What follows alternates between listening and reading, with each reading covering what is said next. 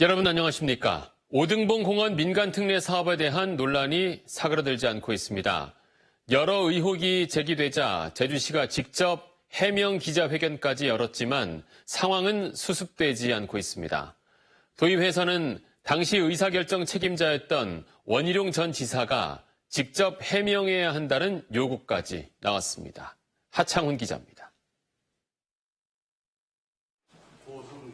오등봉공원 민간특례 사업과 관련한 협약서가 공개되면서 사업자 특혜 의혹이 커지자 공동사업자인 제주시가 직접 진화에 나섰습니다. 아파트 세대가 1630세대에서 1422세대로 줄어든 것은 심의 과정에서 이뤄진 것이고 제주시장에게 물을 수 있도록 한 규책 사유는 국토교통부 표준계약서에도 있는 내용이라고 해명했습니다.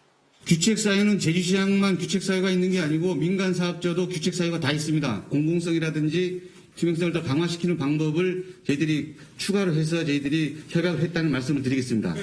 또 초과이익은 분명히 환수할 것이고 사업 중간에 공사비 등이 부풀려지지 않도록 외부 전문가로 검증을 하겠다고 강조했습니다. 그 부분은 준공 후에 저희들이 정산할 계획을 갖고 있습니다. 또 그리고 여러 가지로 제주 시민한테 개발 이익이 활용될 수 있는 방안을 좀 강구 중에 있다는 말씀을 드리겠습니다. 하지만 논란은 사그라들지 않았고 도의회에서 즉각적인 반박 입장이 나왔습니다.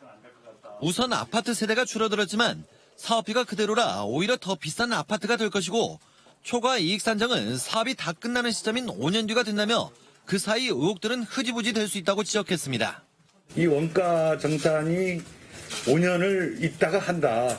그거는 한마디로 해서 그냥 업자들 그냥 당신들 다 알아서 챙겨가시오 라고 하는 어떻게 보면 무책임한 방기이자 그 배임행위를 지금 하고 있는 거 아닌가.